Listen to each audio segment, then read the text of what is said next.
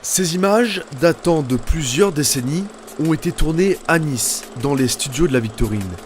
À l'époque, ce lieu était demandé par les plus grands noms du cinéma français, mais aujourd'hui, les ruelles sont désertes, les hangars complètement vides, on se croirait dans la séquence duel d'un vieux western.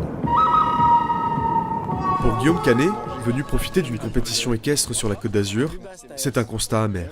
De manière générale, ce qui me fait de la peine, c'est de savoir qu'aujourd'hui, il y a plein d'endroits qui fonctionnent plus vraiment, que la conjoncture nous oblige aussi à aller faire des films à l'étranger, parce que ça coûte moins cher et que c'est bien triste.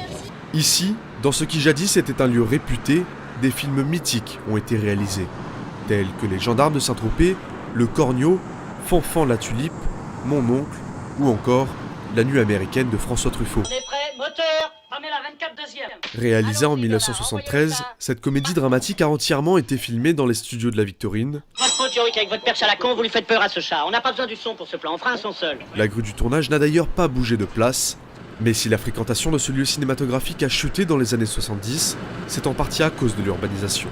La Victorine, je pense, a pâti de la présence de l'aéroport, qui était un facteur dont on parlait déjà dans les années 60-70, dont les cinéastes et réalisateurs parlaient, parce que quand on voulait tourner à l'extérieur et qu'un avion atterrissait toutes les 5 minutes, naturellement, il fallait faire une pause. Même si de moins en moins d'acteurs viennent tourner à la Victorine, certains veulent redonner à ce studio sa couleur d'antan et tentent de préserver ce lieu emblématique de la Côte d'Azur. C'est-à-dire qu'il faut en parler véritablement parce que les gens ne savent pas en fait que c'est encore ouvert et qu'on peut vraiment y tourner quoi. Et qu'il y a tout en plus, que ce soit de la location de matériel et que je parle vraiment du décor, il y a le décor intérieur mais aussi extérieur, évidemment la lumière, enfin il faut absolument parfois délocaliser le cinéma et qu'on se retrouve tous ici quoi. En novembre 2018, la ville de Nice reprend en main les studios de la Victorine pour tenter d'attirer plus de réalisateurs. Dans les mois prochains, la municipalité souhaite développer les partenariats avec les sociétés de production, mais aussi construire de nouveaux locaux et investir dans une meilleure isolation sonore.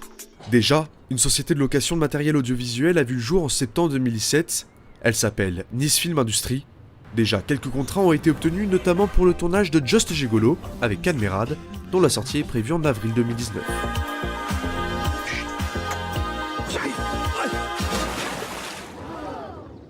C'est de la merde.